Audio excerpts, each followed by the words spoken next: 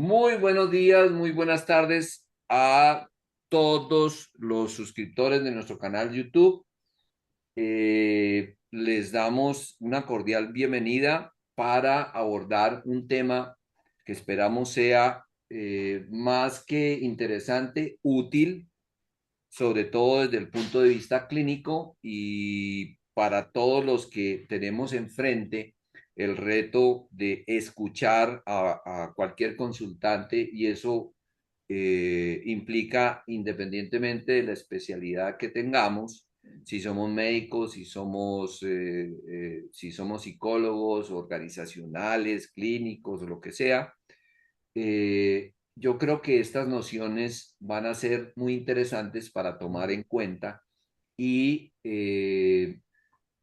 principalmente al saber y conocer cómo es que se comporta o cómo detectar esas señales, signos o síntomas, poder dar un diagnóstico a nuestro consultante y obviamente diseñar una intervención adecuada que prevenga errores probables con un mal diagnóstico. Mm, Se trata de examinar cómo se comporta un consultante alexitímico. Alexitímico. ¿Eso qué quiere decir?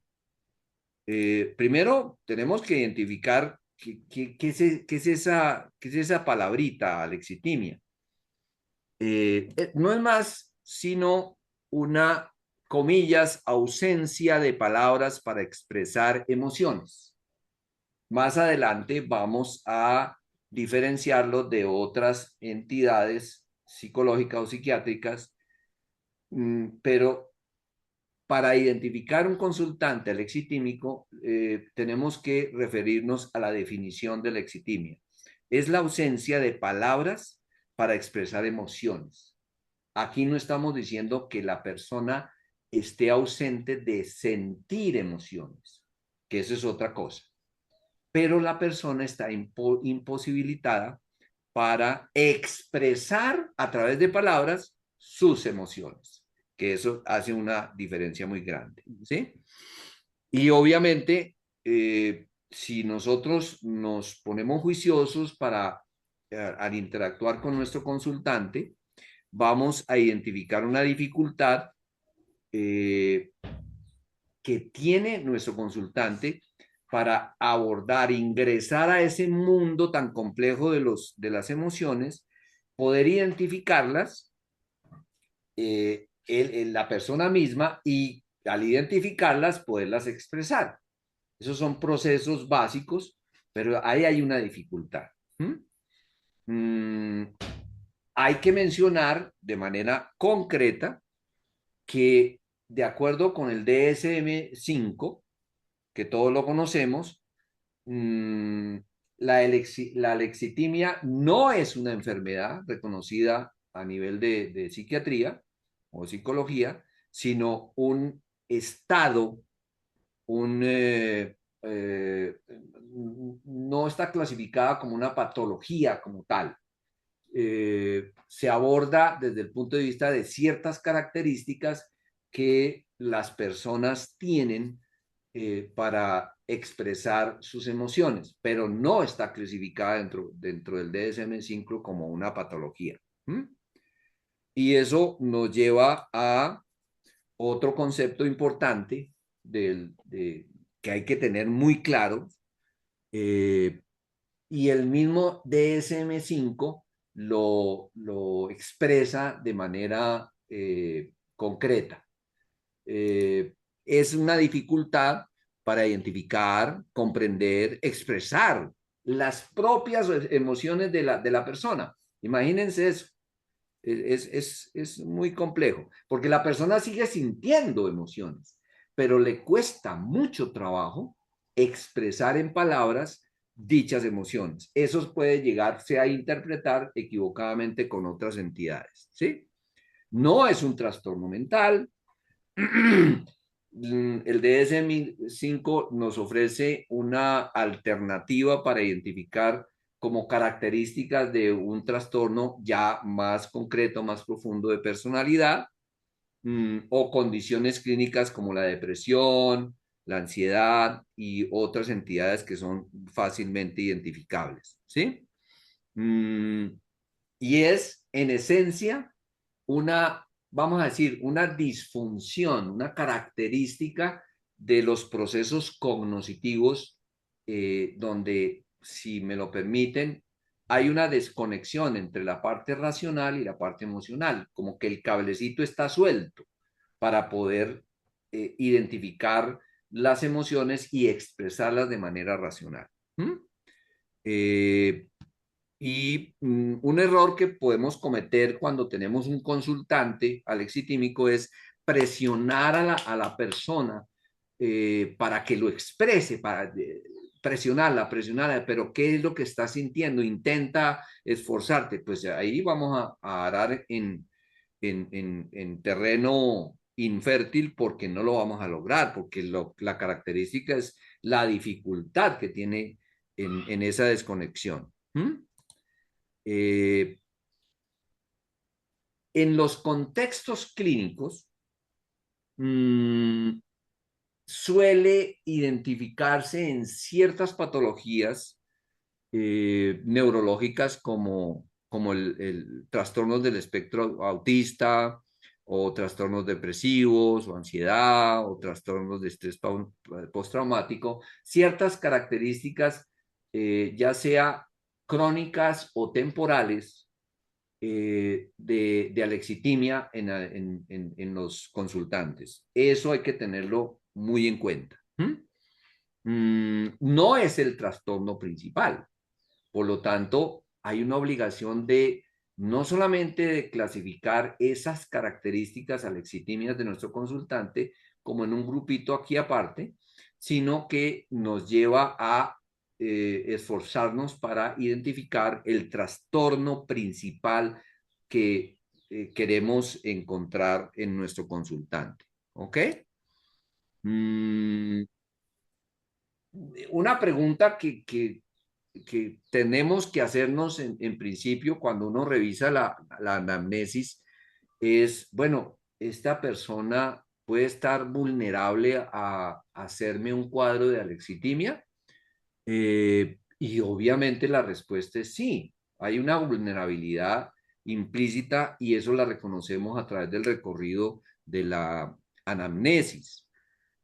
Factores neurobiológicos, eh, y ahí ya empieza uno a sugerir diagnósticos diferenciales, para poder confirmar o descartar ciertas hipótesis de problemas biológicos de base. ¿Mm?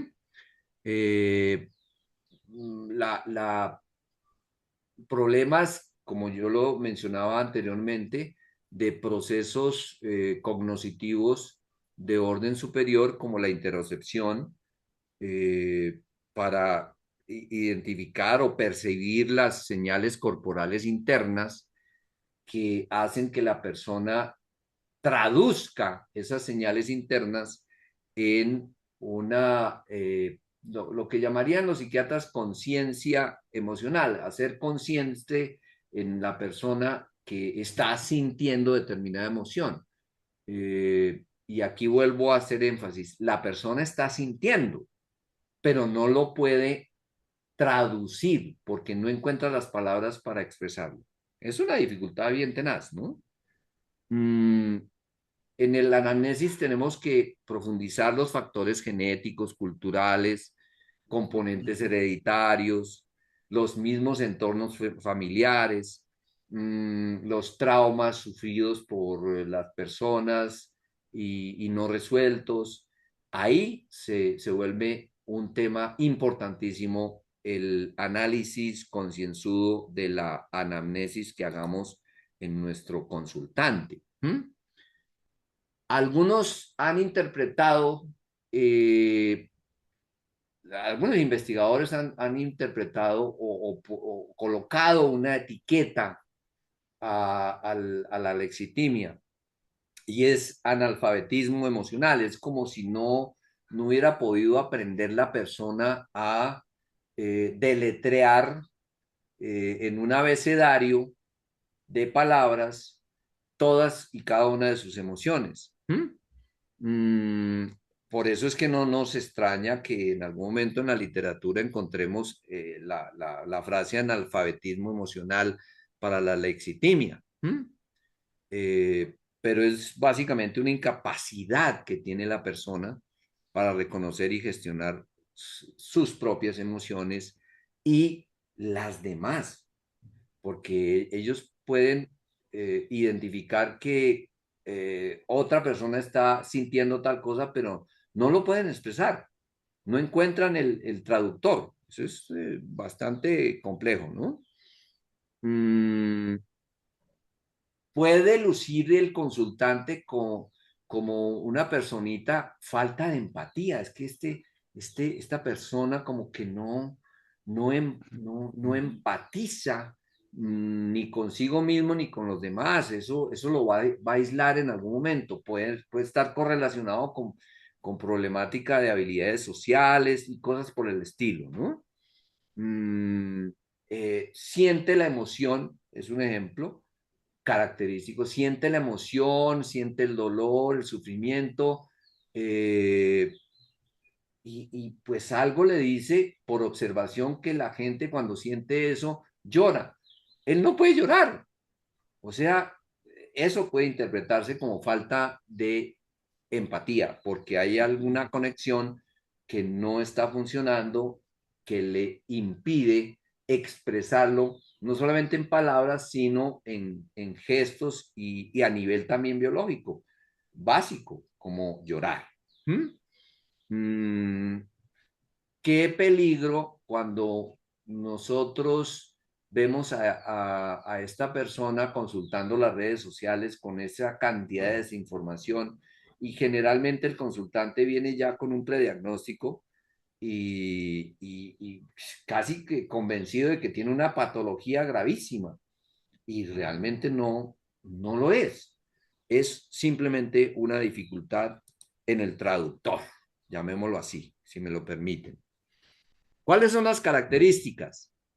Ya lo mencionamos, es una dificultad para identificar y describir emociones, ¿cierto? Mm, vemos una persona con arrebatos, como impulsos repentinos de emociones intensas, como rabia y miedo, pero como que no las puede controlar, porque de todas maneras la biología se impone. Eso se interpreta de una manera equivocada muchas veces por los clínicos. Mm, la dificultad de asociar los fenómenos internos con situaciones concretas. Puede que esté mencionándonos una situación X, Y o Z, el consultante, y pasa de un tema a otro y nosotros que estamos escuchando decimos, bueno, pero ¿cómo así? ¿Por qué pasa de este tema a otro? Es que no le dolió lo que me está contando, porque no lo puede expresar o no lo expresa. Eso es alexitimia. Mm, cuando la emoción es esencialmente somática, y algún día lo tratamos, las emociones son el segundo piso. Primero están las sensaciones, después las emociones, y con una elaboración cognitiva y de aprendizaje, todas esas emociones se convierten en un conjunto de sentimientos. Pero lo primario son las sensaciones. Entonces, hay componentes subjetivos que son las sensaciones, eso se dispara automáticamente. Eh, y vemos una persona que confunde sensaciones, emociones y sentimientos.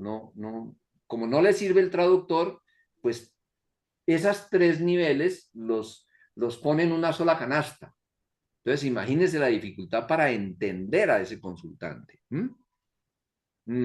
Cuando forzamos al consultante a que nos describa con mayor profundidad eh, tal evento, o tal sensación o sentimiento o emoción, eh, suele reportarnos de una manera simple, básica, lo que está aparentemente sintiendo. O sea, hay una pobreza, una escasez de palabras que expresen esas emociones. Y obviamente, si uno presiona al consultante que haga, por ejemplo, en una etapa de intervención, que ayudarle a que haga introspección a sus emociones, vamos a encontrar estilos cognitivos que evaden el reconocimiento de esas emociones a nivel básico, ¿sí? Mm, Cuando uno examina digamos, la etiología, los orígenes, las causas de la exitimia, eh, pues a través de una correcta, adecuada anamnesis, puede uno identificar contextos familiares donde prácticamente el niño desde bebé aprendió a no expresar sus sentimientos o sus emociones. Posteriormente, traumas, si me permiten llamarlo así, traumas como duelos por separaciones y cualquier otra situación de trauma no guardada, encapsulada, no resuelta, eso puede contribuir a identificar una etiología de la lexitimia. Eh, Generalmente, y en eso sí tenemos que tener mucho cuidado con la anamnesis, el recorrido de la historia del paciente o del consultante, la lexitimia nos reta para identificar si es primaria o es secundaria. Primaria, identificamos si prácticamente nunca ese consultante ha tenido la posibilidad de ver un modelo de expresión verbal o gestual de sus emociones, o sea, lo tiene desde que nació. ¿Mm? Esa sería, digamos, una clasificación de la lexitimia primaria. Y la secundaria es adquirida. Por lo tanto, es tan importante que identifiquemos si es primaria o secundaria, porque como la lógica nos dice, para efectos de un tratamiento, una intervención es mucho menos compleja una lexitimia secundaria que una primaria. ¿Listo? Eso nos deja un poquito un camino más claro de intervención. Por eso el diagnóstico tiene que ser muy cuidadoso. Como les mencionaba anteriormente, hay trastornos psicológicos que están correlacionados con la lexitimia. Eh, Alteraciones psicosomáticas, sí, o sea, biológicas de base. Y hay una lista larga de alteraciones o problemas biológicos o neurológicos que pueden originar esas desconexiones entre las emociones y la expresividad de las emociones. Mm, Hay una vulnerabilidad que le da la bienvenida a la lexitimia, que son las adicciones y la ansiedad. Hay personas que tienden a ser ansiosas de base o adictas de base y esa es una vulnerabilidad que nos ofrece identificar a la lexitimia en nuestros consultantes. Trastornos alimentarios, imagínense, trastornos alimentarios, ¿quién lo dijera?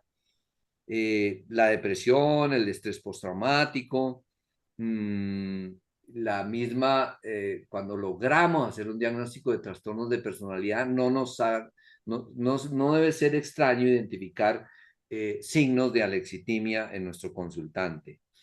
Y si nosotros profundizamos patologías que son prácticamente muy parecidas a la lexitimia, pero ya son patologías como el narcisismo, y hay problemas ya más profundos de identificación de emociones propias, la interocepción, vamos a ver un panorama más correlacionado con otros trastornos de tipo psicológico. Obviamente, ¿no? El sentido común ahí no, se impone. Estas personas con alexitimia van a tener o suelen tener problemática con sus interacciones sociales o emocionales, de pareja, de amistades, etcétera. Porque ustedes pueden imaginarse una persona tener un amigo alexitímico que pues obviamente no casa dentro del grupo. Imagínense tener una pareja alexitímica donde la expectativa de la pareja es, por lo menos, yo sé que me amas, pero exprésalo, definitivamente. Y eso es un motivo de consulta muy frecuente en terapia de pareja. Es que mi marido, yo sé que me ama, pero es que es seco. Como que no, como que le enseñaron a no expresar sus sentimientos.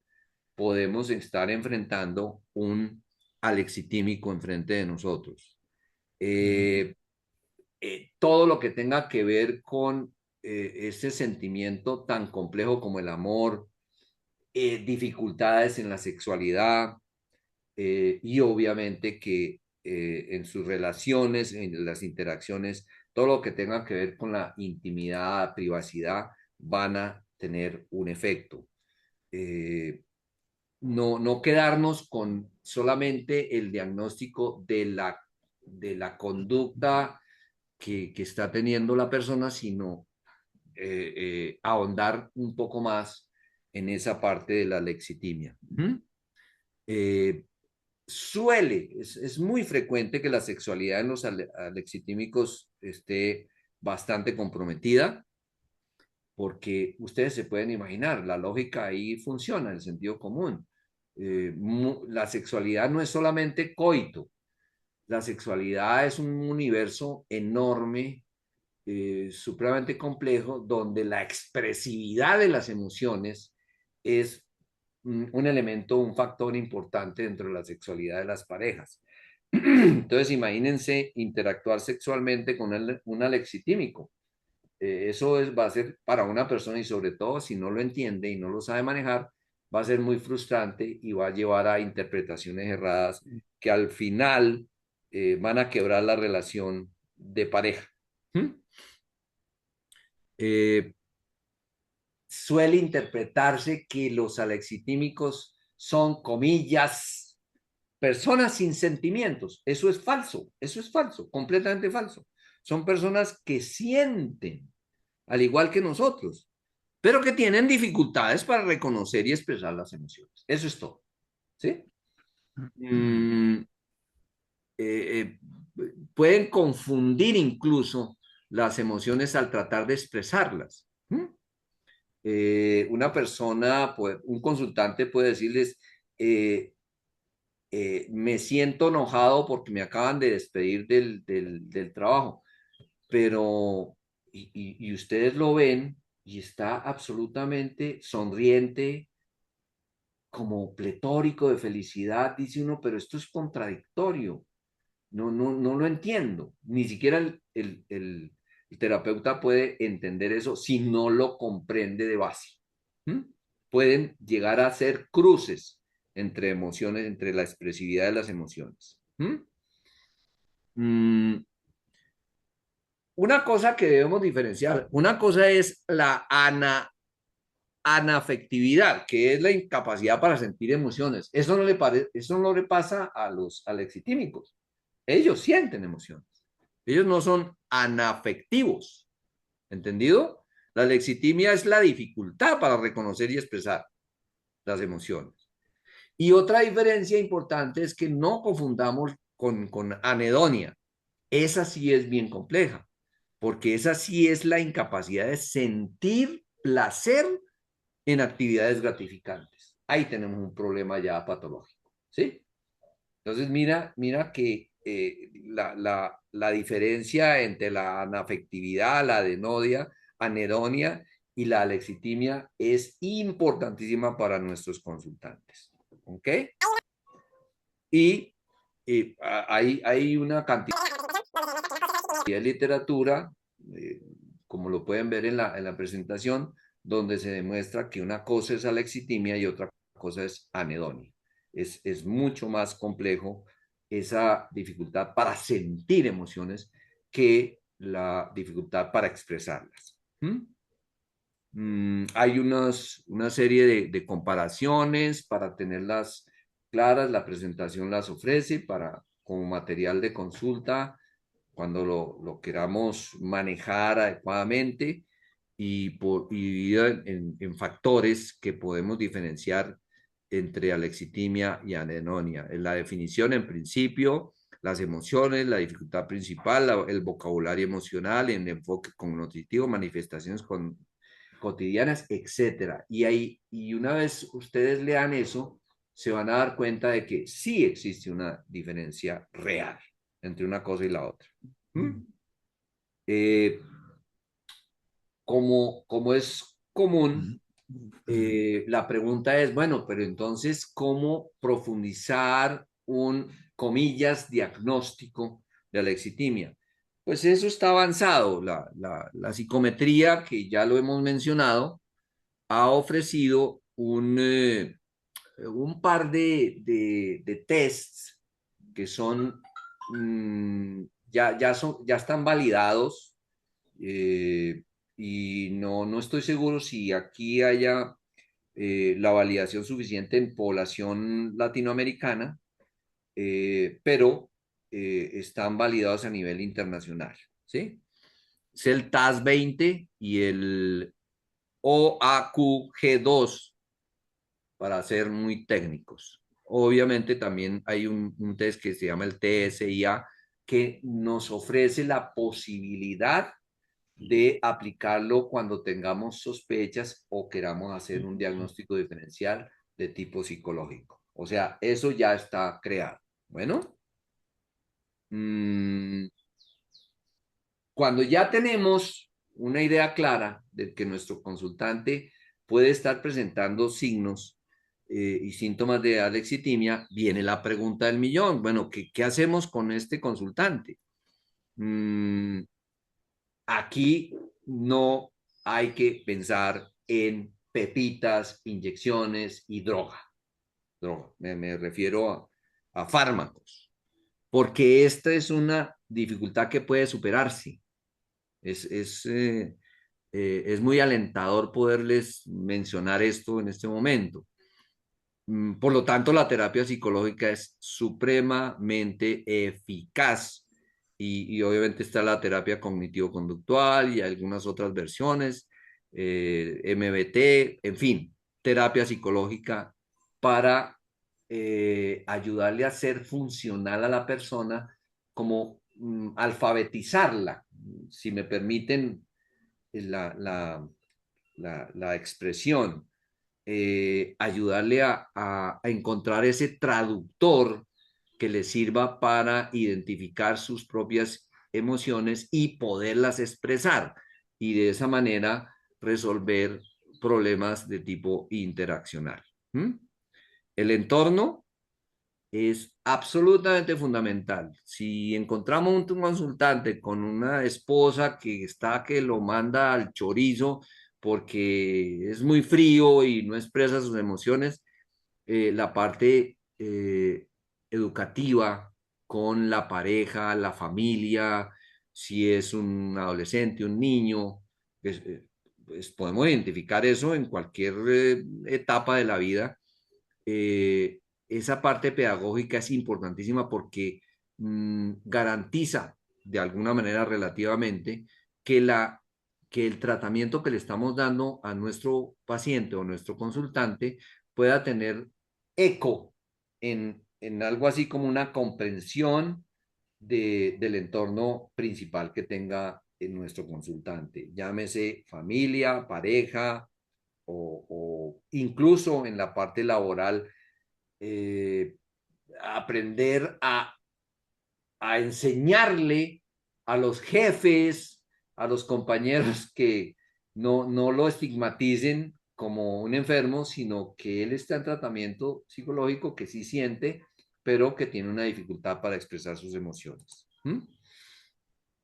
Mm, Hasta aquí, obviamente, les ofrezco una bibliografía y espero haber podido contribuir de una manera eficaz a que el consultante alexitímico eh, pueda ser identificado de una manera más eficaz, en principio para, a nivel clínico, pero en general a nivel de todas las personas que nos consultan y prevenir eh, todos aquellos riesgos de diagnósticos e intervenciones equivocadas y por lo tanto eh, inducirnos a un error de buena voluntad por tener un diagnóstico equivocado. Muchísimas gracias y hasta una próxima oportunidad.